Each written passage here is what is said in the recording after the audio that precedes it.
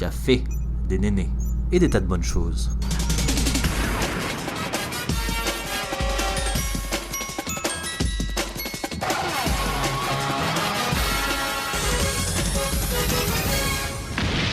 Bienvenue à tous sur Café et Néné. Bonjour, bonsoir et bienvenue sur Café et Néné. Je suis super heureuse de vous retrouver pour ce nouvel épisode. Si on n'avait pas notre propre corps pour nous rappeler de temps en temps le vrai aspect d'un corps, on aurait tendance à oublier que les zones de gras, les cicatrices, la cellulite ou les vergetures, que toutes ces petites choses naturelles font partie de ce monde.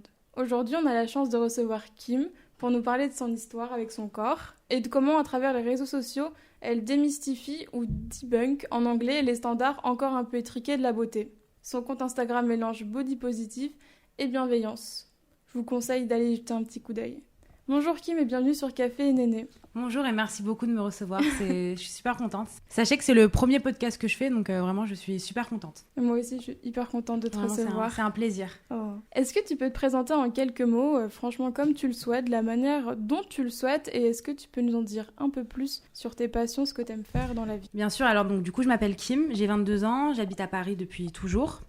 Moi je pense que ma plus grosse passion dans la vie, c'est la musique. J'ai toujours été passionnée par ça. Et d'ailleurs, j'ai fait des études dans la musique. Bon, après, il y a eu Monsieur Covid qui est venu. Enfin, Madame Covid, du coup, excusez-moi. Et du coup, ça a un peu foutu un peu en l'air ma carrière pour le moment dans la musique. Je suis dans le management, donc je gère des artistes, etc.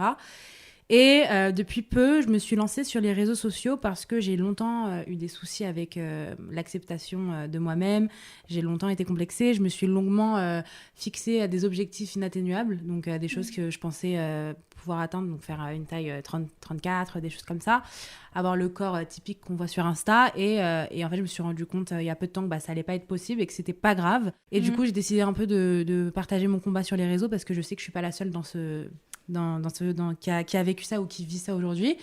Du coup, voilà, maintenant, je pense que ma passion principale, ça reste la musique, mais j'aime beaucoup aussi tout ce qui est l'échange avec les personnes. J'aime beaucoup les voyages. Les voyages, c'est quelque chose aussi que j'adore, mais voilà, c'est en stand-by en ce moment, bien sûr, à cause du Covid.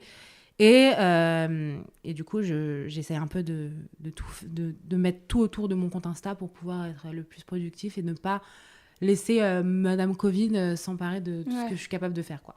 C'est vrai. Donc voilà. C'est vrai que j'ai remarqué que tu étais énormément dans le partage.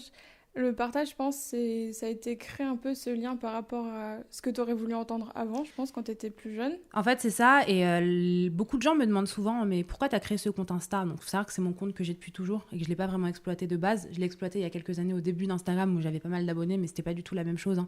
C'était pas du tout. C'était pas le même monde aussi. C'était pas le même monde. J'avais 2000 abonnés, c'était le truc de ouf, quoi. Enfin, c'était un peu ça. Et c'était pas du tout. Enfin, l'influenceur n'existait pas en fait. Du coup, j'étais pas du tout. C'était vraiment il y a 8 ans, donc c'était au début d'Instagram. Et en fait, au début, j'y étais comme ci, comme ça. J'avais des abonnés. Et j'ai encore d'ailleurs des abonnés qui sont encore présents aujourd'hui. Et c'est drôle comme ils disent qu'ils me suivent depuis le début. Et en fait, oui, moi, quand j'étais plus jeune, donc il y a 8 ans encore, j'aurais aimé trouver un compte comme ça qui puisse m'aiguiller, m'aider, me donner des réponses aux questions que j'avais et que j'ai encore peut-être un peu encore aujourd'hui. Et c'est vrai que le fait de créer un compte Insta, enfin de gérer mon compte Instagram dans le partage, de parler d'expérience de vie, même de parler de ma rupture qui est récente, etc., c'est vraiment des choses qui font que je le fais surtout pour la Kim d'il y a quelques années, qui aurait tellement voulu trouver un compte comme ça qui puisse un peu l'aider sur certaines choses, quoi. Donc voilà, c'est vraiment le compte, il est un peu à toutes les Kim entre guillemets d'aujourd'hui, quoi. Ouais. D'ailleurs, voilà. Est-ce que tu peux nous dire un peu plus, nous raconter comment t'étais plus petite, comment tu te sentais mentalement et physiquement, et puis comment ça s'est passé en grandissant, quoi? Différente, je pense que c'est le mot qui me résume bien. Je me sentais complètement différente parce que déjà j'avais du poids en trop, donc j'étais toujours la petite boulette de la bande, de la classe, de l'école. Et en plus de ça, j'étais hypersensible, donc j'avais des émotions différentes des autres. Je comprenais pas pourquoi moi je réagissais comme ça et pas ma copine ou mon copain.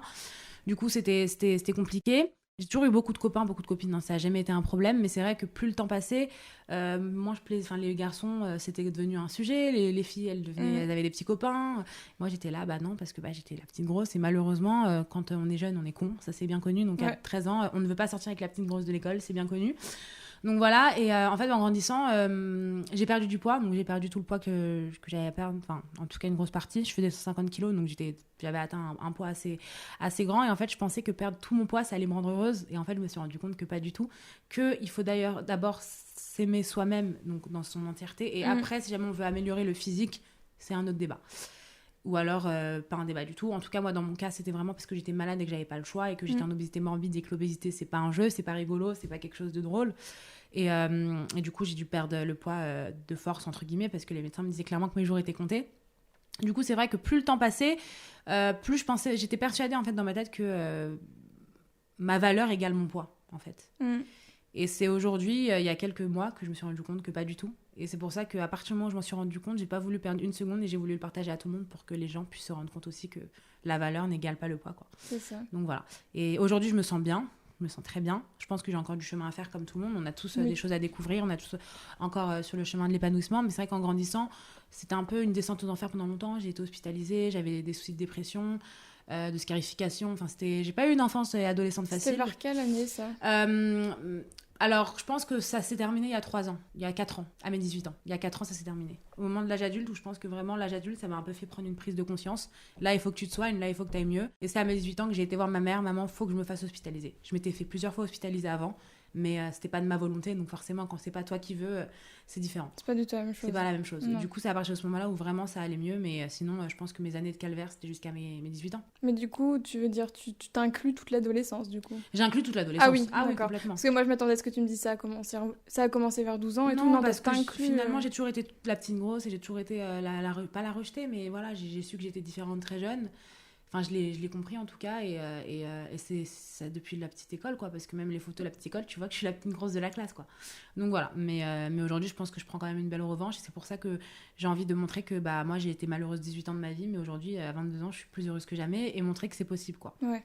Mais du coup, même si tu nous disais que tu avais beaucoup d'amis, tu te sentais quand même un peu à l'écart malgré... Complètement. Ouais. Bah oui, parce que par exemple, aller à la piscine, les heures de piscine obligatoires par semaine, c'était hors de question. J'avais des certificats médicaux. Bon, j'avais un grand-père qui était médecin, donc les certificats, c'était pas un problème.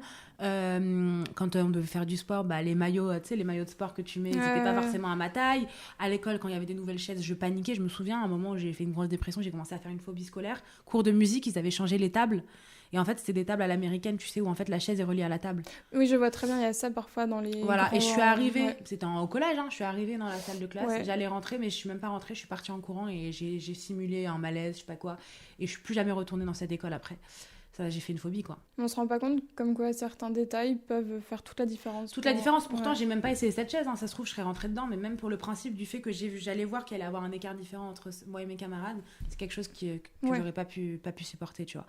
Donc voilà, après, il y a plein de petites anecdotes comme ça qui ont fait que, mais voilà, je me suis sentie rejetée, entre guillemets, pas par mes amis forcément, mais par la société, on va dire. Donc, Les voilà. regards, donc, plutôt Les regards, tu vas au McDo, bah t'es pas à l'aise de manger McDo parce que tu sais que t'es grosse et que les gens te regardent parce que t'es grosse.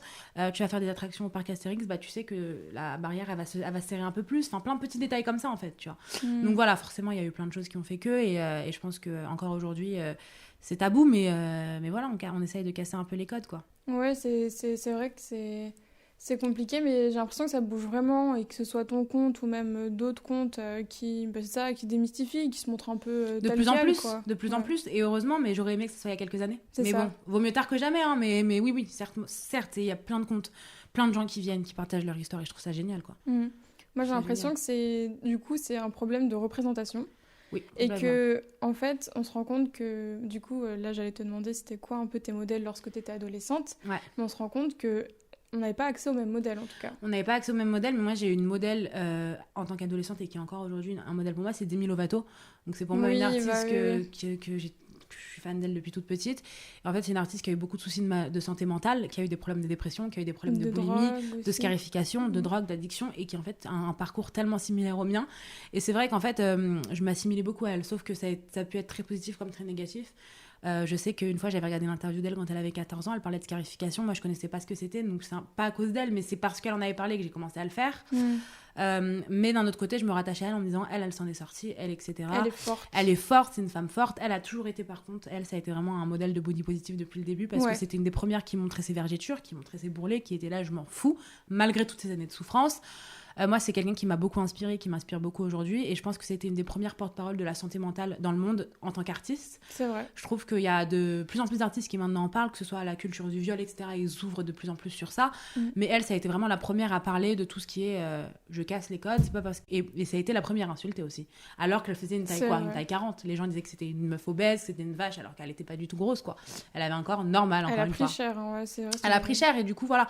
Moi, je me suis vachement assimilée à elle, finalement, et ça a été un modèle toute mon enfance, toute mon adolescence, et encore aujourd'hui, je sais que, voilà, maintenant, je la suis plus comme je la suivais il y a quelques années, où j'étais complètement fan, obsédée limite, mais là, vraiment, ça reste pour moi un modèle, et ça reste quelqu'un que j'ai toujours admiré, et j'admire sa force mentale, parce que moi, qui suis une micro-influenceuse qui est 30 000 abonnés sur Instagram, parfois, il y a des soirs où, putain, quand je me prends de la haine, ça fait mal. Ouais. Alors, elle, qui a une carrière dans le monde entier, je sais que c'est pas évident, et encore moins quand on a eu des fragilités mentales, quoi. Du coup, voilà. Et je pense que c'est encore mon modèle et ça le restera longtemps. Ouais, c'est vrai que c'est un modèle puissant. Américain, donc dans le sens quand même accessible quand on était petit, il y avait déjà Internet, etc. Mais c'est vrai qu'en termes de modèle d'abondance ou autre en France, il n'y en a pas tant que ça. Il n'y en avait pas tant que ça. Il n'y en avait pas tant que ça il y a quelques années, c'était un peu une avant-gardiste en fait. C'est une des premières qui a parlé de santé mentale. La première qui s'est fait lyncher en disant ouais, c'est une folle, elle a été malade, elle a été en hôpital, etc. Et moi en fait, c'est aussi un truc, j'avais un peu honte d'en parler. Je disais pas ce que je faisais, pourquoi j'allais à l'hôpital, etc. Maintenant, mais j'en suis fière, quoi. Je suis allée en hôpital psy, en clinique psy. J'ai été hospitalisée parce que j'avais des problèmes mentaux, des dépressions, etc. Ça veut pas dire que je suis folle. Je vois encore mon psy, ça veut pas dire que je suis folle. Moi, c'est un peu. Bon, après, c'est c'est une philosophie de vie que j'ai, mais moi, dans ma tête, je pense que tout le monde devrait être amené à voir un psy parce qu'on voit un médecin généraliste pour la santé physique, mais la santé mentale, on voit pas de médecin pour la santé mentale, alors que c'est limite plus important, quoi. C'est parce que ça n'a jamais été une priorité avant. Enfin, là, j'ai l'impression que, comme tu dis, c'est assez récent et je pense que ça date de quelques années, on en parle enfin. Mais la santé mentale n'a jamais été une priorité jusqu'à il y a peu de temps, quelques mois, quelques années, limite, j'ai l'impression que le Covid, ça fait un peu bouger les choses, quoi. Ça a révélé des choses. Dire que là, je crois ils essayent de faire passer une loi pour rendre le psychologue remboursé. Je trouve ça bien, quoi. Mais ouais, en tout cas, on espère que les choses vont changer. J'espère aussi. Justement, je sais que tu t'exprimes assez librement sur ce sujet, notamment sur Instagram, mais à un moment donné de ta vie, tu as pu être dans un état d'esprit assez sombre, notamment lorsque tu étais en surpoids, ou on peut dire obèse. Ouais, complètement. Obèse morbide même. Obèse morbide. Avec tes mots, qu'est-ce qui t'a aidé concrètement, toi, à t'en sortir ? Et est-ce que tu as eu un déclic ou pas ? Et ensuite, c'est quoi tes petits tips, tes conseils vraiment que tu pourrais donner à des personnes qui, aujourd'hui, eux, se trouveraient dans une situation similaire à la tienne d'il y a quelques années ? Alors, toutes mes réponses, elles vont se rejoindre, mais la chose qui m'a aidé le plus, c'est l'aide des spécialistes, en fait. Parce que faut quand même... On est quand même dans une société... on vit dans un monde où on a de la chance d'avoir des gens qui sont spécialisés dans certains domaines. Moi, je sais que sans mon psychiatre, sans les médecins qui m'entouraient, j'aurais jamais pu faire tout ce que j'ai fait. Alors, tu ne deviens pas obèse parce que tu as envie, parce que tu aimes la bouffe. Alors oui, c'est une chose d'aimer la bouffe, mais on ne vit pas pour manger. On mange pour vivre, en fait. Et c'est ça qu'il faut se dire. Alors oui, te taper un kebab parce que tu as envie, une pizza parce que tu as envie, parce que ça te fait kiffer, c'est une chose. On kiffe la bouffe, c'est une chose. Mais moi, je sais que personnellement, et je ne le voyais pas comme ça, je sais que je me remplissais avec de la nourriture, donc j'étais hyperphage. Et je pense qu'il y a beaucoup de gens qui le sont et qui ne savent pas. Moi, je sais que quand je suis pas bien, je vais avoir tendance à manger plus que les autres moments. Et je sais qu'on est beaucoup dans ce cas. Et je pense qu'il y a l'aide psychologique avant tout. Parce que on se goinfre pas parce qu'on a envie de se goinfrer. Alors oui, on a envie de se goinfrer, mais il y a quelque chose derrière. On se goinfre pour une raison. On mange pour une raison. Je pense que c'est important de se rendre compte que les médecins, ils peuvent avoir une aide cruciale dans notre vie. Et moi, j'ai toujours fait confiance à la médecine, mais plus particulièrement à la psychiatrie. Parce que je sais que les médecins qui sont... En tout cas, après, il faut trouver le bon. Ça, c'est sûr. Moi, j'en ai vu pas mal avant de trouver la personne avec qui je me sens en confiance. Ouais. Et ça fait 8 ans qu'il me suit, et même 10 ans qu'il me suit. Et j'en suis ravie. Et je pense que sans lui, j'y serais jamais arrivée. Mais oui, se faire suivre et voir vraiment ce qui se passe et pourquoi... et creuser, et on a tous des failles, on a tous eu des moments durs dans notre vie. Il y a des gens qui marquent plus que d'autres. C'est comme une peau, tu vas avoir une cicatrice, t'as des gens, la cicatrice le lendemain elle est partie, t'as des gens, ils vont cicatriser plus difficilement, d'autres ça va s'infecter. C'est un peu la métaphore que je fais, c'est la santé mentale, c'est pareil. Du coup voilà, faut se faire suivre par un psychiatre qui peut t'aider, et encore une fois avec quelqu'un en qui tu as confiance, et surtout faire confiance à la médecine, c'est très important. C'est ça qui m'a sauvée, clairement. Parce qu'on entend beaucoup de personnes dire c'est l'entourage, c'est les amis, c'est la famille, mais en fin de compte, toi, c'était plutôt des spécialistes qui ont vraiment Alors pu oui, t'aider. j'ai eu un entourage bienveillant à mort. J'ai eu vraiment mon meilleur ami qui a toujours été là, mes parents qui ont toujours été là, ma famille, mes frères, enfin mon frère, mes sœurs, mes grands-parents, ils ont toujours été là et derrière moi. Et ça, je pense que sans eux, certes, je pense que j'en serais pas là aujourd'hui. Mais je sais aussi que le plus gros travail, bon, déjà c'est sûr que c'est moi-même, Mm. mais mes proches, ils sont là, ils m'aiment et ils le font parce qu'ils m'aiment. Les médecins, ils le font pas parce qu'ils m'aiment, ils le font parce qu'ils le savent C'est vrai. et parce que c'est leur travail. Donc c'est vrai que d'une façon ou d'une autre, t'as envie de faire plus confiance à quelqu'un qui ne t'aime pas et qui est extérieur et qui fait ça parce que c'est son travail plutôt que quelqu'un qui rentre le soir chez lui et qui pense plus à ça, mais quand il repart le lendemain, bah, il repensera à ça parce que c'est son travail, quoi. C'est un peu Ouais, comme c'est ça que vrai. je le vois. Ouais, je comprends. Du coup, autre conseil que tu aurais, donc en premier, ce serait une aide vraiment adaptée, donc avec des spécialistes, donc psychiatres en C'est l'occurrence. ça. Est-ce que tu aurais d'autres conseils ou qui t'ont aidé, je sais pas, on va dire peut-être plus à relativiser Ah oui, ou relativiser, c'est important. qu'est-ce qui te faisait du bien à l'époque où ça La allait musique, moins moi, bien? Ok. ça rejoint encore. C'est que moi, j'ai toujours. C'est drôle de parler de ça parce que hier, justement, j'arrivais pas à dormir et je me suis fait une playlist sur Spotify où je mets. La playlist, ça s'appelle Les chansons de ma vie et j'ai mis toutes les chansons qui me rappellent. Parce que moi, je suis quelqu'un qui, chaque chanson va me rappeler un moment précis. Et en fait, parce que je suis comme je suis hypersensible, les hypersensibles sont très dans les mots, dans les paroles. Ils se souviennent des dates, ils se souviennent de choses. Enfin, moi, je sais que je porte beaucoup d'importance aux dates, etc. Et c'est vrai que je me suis fait une playlist où j'irai toutes les chansons qui ont eu un impact dans ma vie. Et en fait, c'est vrai que moi, je me suis toujours attachée à la musique parce qu'il y avait des choses que j'arrivais pas forcément à dire moi-même et que les artistes que j'écoutais arrivaient à dire. En l'occurrence, Demi Lovato, ça a été un peu une libération pour moi parce que beaucoup de ses paroles, je me reconnaissais dedans. Donc la musique avant tout. Après, je pense on a tous des passions et on peut tous se retrouver. On peut tous se retrouver d'une façon ou d'une autre, quoi, dans ses passions. Je pense qu'il faut quand même écouter ce qu'on aime et savoir se faire plaisir d'une façon ou d'une autre, quoi. Parce que la frustration, c'est pas ça qui va t'aider. Non, au c'est contraire. sûr.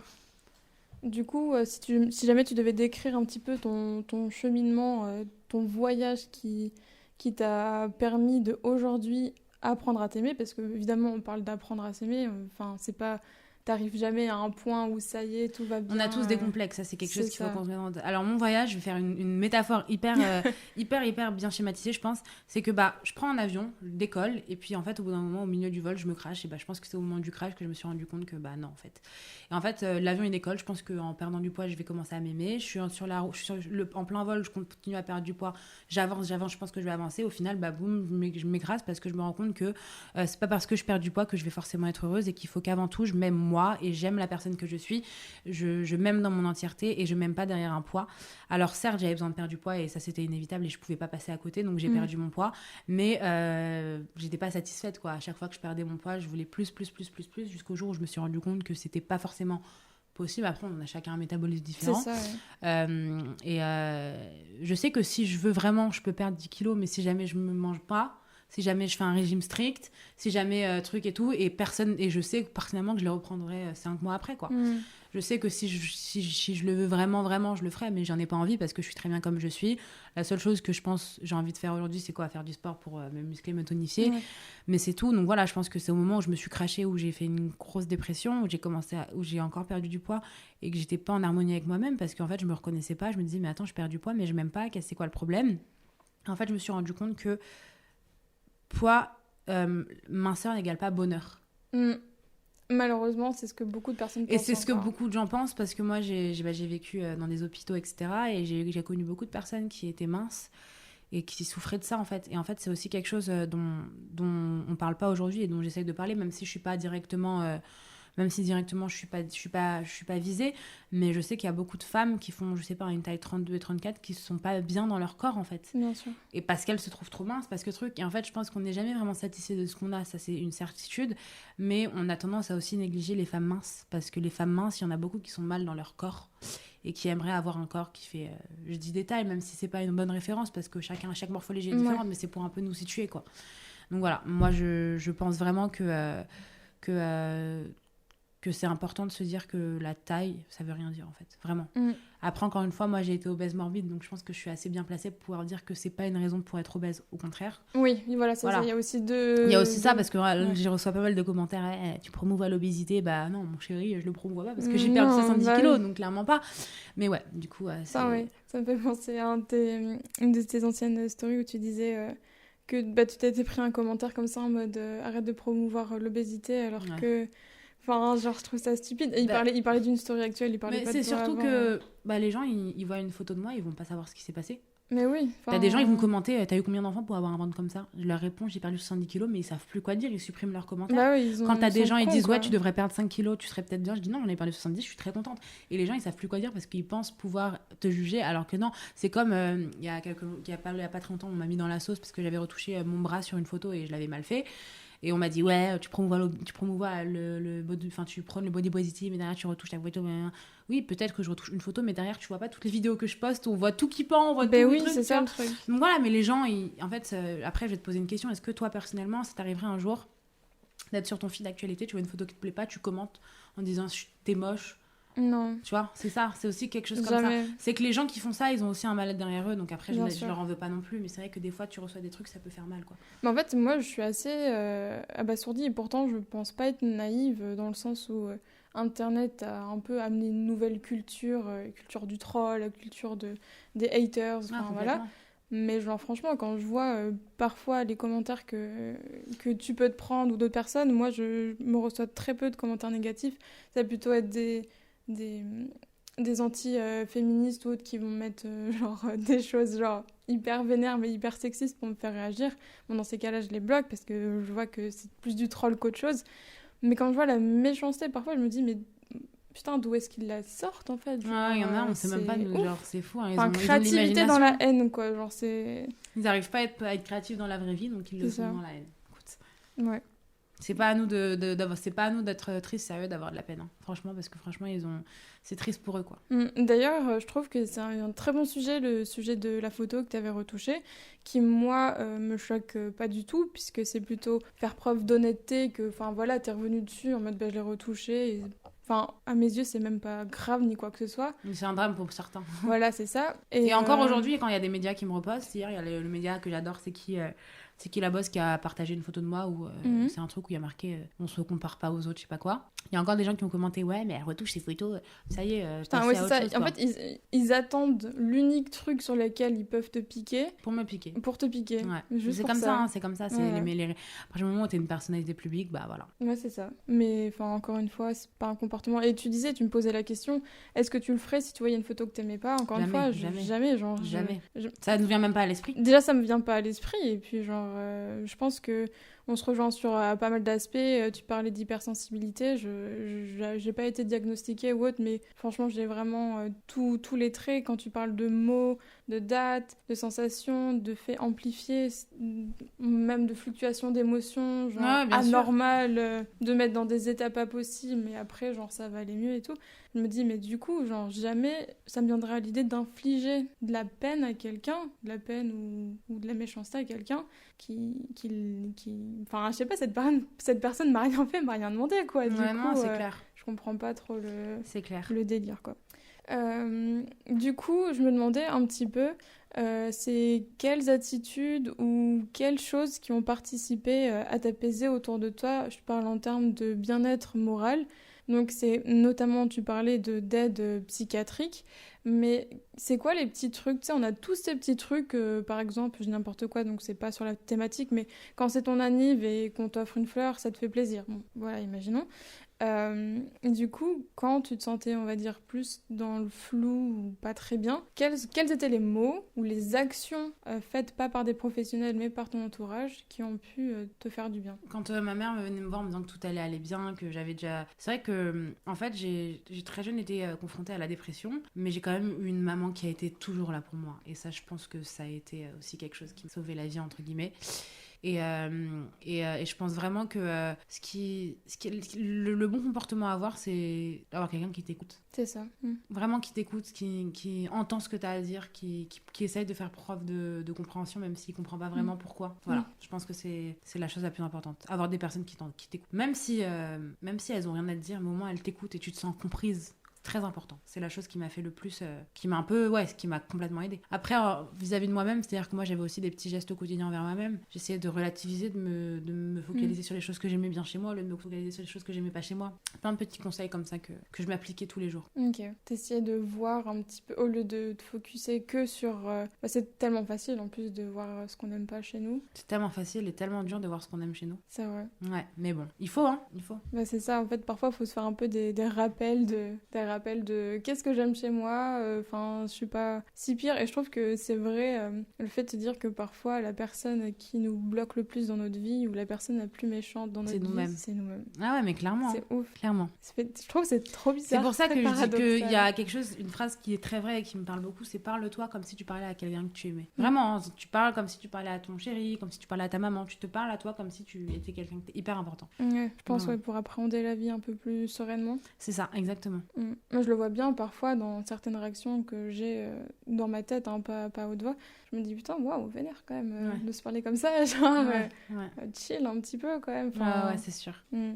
Du coup, tout à l'heure, on parlait vraiment du fait de mincir qui peut te permettre de te sentir bien. C'est vrai qu'il y a cette espèce d'illusion, de mythe qui dit qu'une fois que t'es mince, je m'exprime avec mes mots et c'est mon ressenti, c'est que quand t'es petite et que tu vois, en l'occurrence autour de toi, que des personnes minces, limite musclées, je parle que de femmes, je parle pas de mecs, et ben tu te dis waouh, je dois être comme ça, mon but c'est d'être comme ça, et quand tu n'y arrives pas c'est hyper frustrant et tu peux même te sentir mal, mais en fait tu te rends vite compte qu'on t'inculque minceur est égal bonheur, ça a été dès le plus jeune âge. Voilà, dès le plus jeune âge, que ce soit magazine, séries télévisées, télé, tous les médias. Et du coup, est-ce que toi c'est quelque chose auquel tu croyais sincèrement? Oui. Ah oui, j'y croyais, mais j'y croyais plus que tout. Ouais. Et c'est avec le temps que j'ai compris que non, en fait.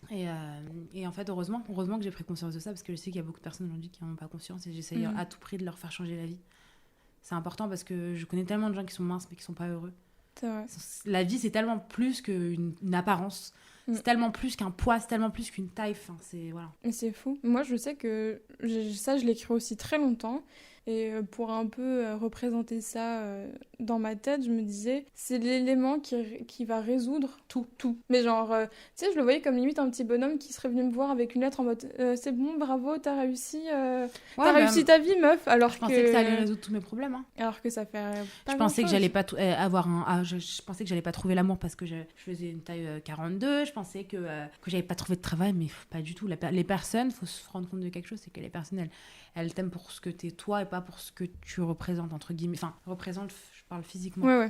Ça, c'est quelque chose aussi à prendre en compte, quoi. C'est vrai. Et puis aussi, il faut rappeler que la taille moyenne française, c'est 42 aussi. Ouais. Donc, non, mais ça, les gens... Il y a beaucoup qui sont bloqués sur le 36 ou le 38, mais c'est ni l'un ni l'autre, déjà. C'est clair. Et bon, bref, ça, c'est encore un autre débat. Aujourd'hui, du coup, t'es vachement présente sur Instagram. D'ailleurs, j'ai oublié de le dire tout à l'heure, mais t'as participé à l'émission Ça commence aujourd'hui. C'est ça. Et justement, tu t'exprimes sur le sujet de l'hypersensibilité. Donc, pour toutes les personnes qui sont intéressées, ça vaut le coup d'aller voir. Elle est disponible sur France 2 en replay ou alors sur le YouTube de Ça commence aujourd'hui. Ouais, c'est vrai. Et moi, j'ai trouvé hyper cool, justement. Tu parles notamment de ta maman qui a été un véritable soutien, un pilier même dans toute ton adolescence et même aujourd'hui, je suppose. Mais si jamais tu devais citer quelques, on va dire, chaînes YouTube, parce que je pense qu'on est toutes les deux on consomme pas mal de... Alors, moi, je vais pas te... Ouais, moi, je suis plus sur Instagram que YouTube. J'étais sûre que t'allais dire ça. Ouais, je suis plus sur Instagram que YouTube. Alors, il y a un compte que j'adore et je pense que c'est beaucoup de gens la suivent, c'est Ashley Graham, qui est une des premières mannequins plus size. Enfin, plus size, parce que moi, j'aime pas le mot plus size, parce que pour moi, elle est pas du tout plus size. Mais elle est juste géniale. Après, j'ai une nana, c'est elle qui m'inspire beaucoup pour faire... Moi, c'est pas des Français en général. Bon, j'en suis beaucoup de Français aussi que j'adore.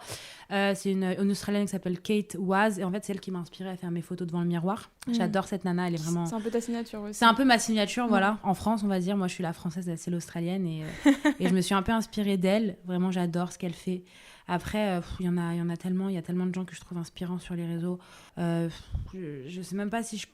Il y en a plein. Il y a My Better Self, il y a 12 février, des nanas qui ont vécu des trucs durs, des nanas qui cassent un peu les codes, et ça, j'adore. Il y a ma copine Isolde, que j'adore parce qu'elle est très... elle est présente, quoi.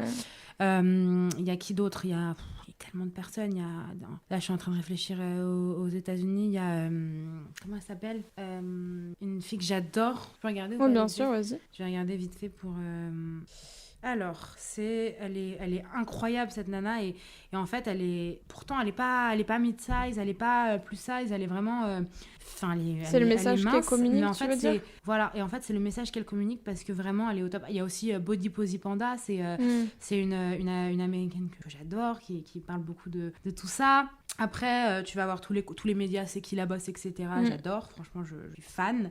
Et alors, la nana que j'adore et qui me régale à chaque fois, je te trouve, Danae Mercer. Alors elle, je l'adore, c'est une nana, elle a 2 millions d'abonnés, et en fait, elle a pas du tout de... Tu la vois comme ça, tu peux limite te dire c'est le corps, entre guillemets, parfait d'Insta. Mais justement, en fait, elle en profite d'avoir un beau corps pour justement montrer... Ah, mais je vois qui c'est. Et je trouve ça génial, quoi. Elle montre la cellulite, elle montre que c'est normal. Elle fait 2 poses et on a un peu le... Pourtant, elle fait une taille, mais pourtant dite entre guillemets normale. Hein. Et vraiment, j'adore ce qu'elle fait parce que je trouve que c'est un bon exemple pour montrer que même les femmes minces, elles ont tout ça. Après, il y a le compte fraîche. Après, il y en a une que j'adore qui s'appelle Georgina Cox. Donc, c'est une personal trainer. Et elle met aussi plein de photos où elle montre en gros que c'est pas parce que tu fais du sport que tu as un corps parfait. Bref, il y a tellement de comptes qui m'inspirent et que j'adore et qui m'encouragent à faire ce que je fais, quoi. Après, voilà, je pense qu'il y en a beaucoup à l'étranger. Il y en a de plus en plus en France et j'en suis ravie. Mais pas assez.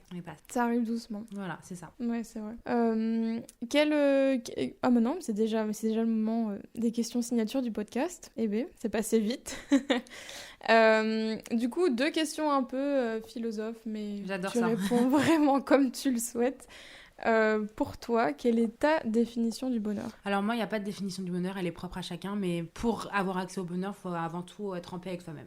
Voilà, c'est un peu tout ce que je pense. Je pense qu'à partir du moment où tu es en paix avec toi-même, tu peux t'accepter, tu peux ouvrir tes bras au bonheur. Ok, je vois ce que tu veux dire. Et une question qui rejoint celle-ci, quel est le but dans la vie selon toi, si jamais il y en a un? Le but dans la vie, alors moi je pense que... Il n'y en a pas, tu vas me refaire un twist. Non, c'est pas il n'y en a pas. Je pense qu'on est tous là pour une raison, en tout cas moi je pense que le but dans la vie c'est le partage, c'est le souvenir, c'est de partager, on vit tous des moments et c'est bien de les... Voilà, c'est le partage, c'est inspirer d'autres personnes, c'est... Moi le but dans une vie pour moi c'est ça, ce serait de communiquer aux autres générations des choses qui nous sont arrivées. Le partage, l'échange, c'est très important. Je pense très enrichissant en tout cas. Ouais, voilà, je pense et s'enrichir aussi, être curieux, curiosité, etc. c'est très important. Je pense que c'est quand même le but d'une vie, c'est de pouvoir inspirer des personnes, pouvoir être inspiré et de pouvoir partager, c'est très important. De toute façon le partage aide. J'ai l'impression que ça aide beaucoup. Toujours. D'ailleurs, c'est comme ça que j'ai décidé de créer le podcast il y a 1 an et demi. C'est parce que je discutais avec des copines et je me disais, putain, c'est fou ce qu'elle raconte, c'est trop bien. Et pourtant, personne le sait parce que c'est une conversation de l'ordre du privé. C'est une conversation privée et du coup, la conversation privée, elle reste privée. Ouais, et du coup,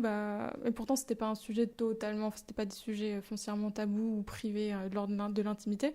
Je me disais, c'est dommage parce que si les autres personnes avaient accès à ça, ça pourrait les aider. Ça pourrait leur apporter plein de choses. Et donc voilà. C'est clair. C'est rigolo. Je suis entièrement d'accord. Où est-ce qu'on peut te retrouver? On peut me retrouver sur Instagram, donc Kim Gilewin. On peut me retrouver très bientôt sur YouTube. Kim Gilewin aussi. Et je suis très présente sur TikTok aussi, mais c'est vrai que mon compte principal, c'est Instagram. Très bien. Voilà. Merci beaucoup d'avoir participé à cet épisode. Merci de m'avoir reçu, c'était un vrai plaisir de partager. Et puis, à très vite pour d'autres petites collaborations. Avec plaisir. On vous en dit pas plus. On vous en dit pas plus, c'est entre nous là. Et vous verrez ça bientôt. Et à très vite pour les auditeurs. Bonne journée, bonne soirée. On sait pas.